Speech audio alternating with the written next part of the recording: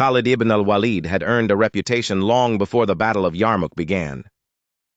In the camps near the river, men spoke of him in low voices, as if confidence itself had become a weapon in his hands. He was not the oldest commander, nor always the most formal, but he was the one soldiers trusted when the ground shook and the sky filled with dust. The Byzantine army came with numbers that seemed impossible to challenge. Their line stretched across the plain in dense formations, banners moving like a dark tide. Many in the Muslim camp looked at the distance between the two armies and felt the weight of fear.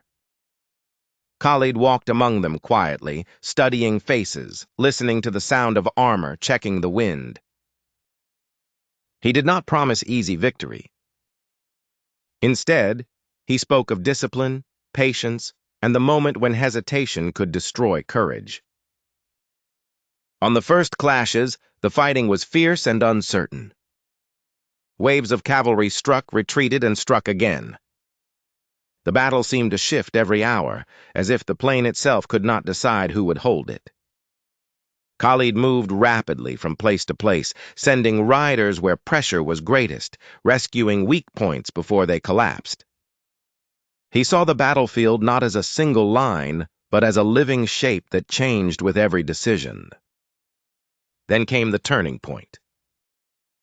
The Byzantine army pressed hard on one sector, expecting the center to break. Khalid answered with swift cavalry maneuvers that drew their force away from support and exposed their flank.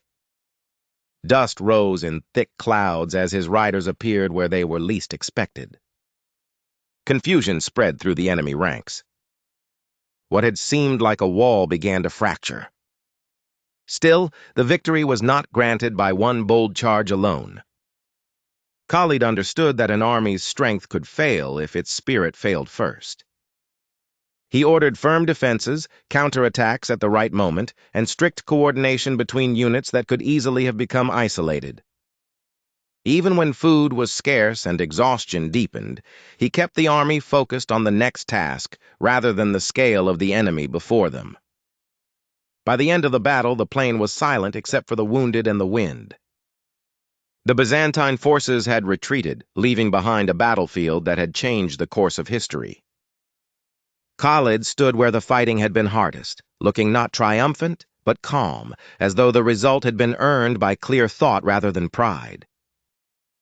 The men who had followed him understood why his name would endure. He was called the Sword of God, but at Yarmouk his greatest weapon was not speed alone, nor fearlessness alone, but the rare ability to turn disorder into advantage.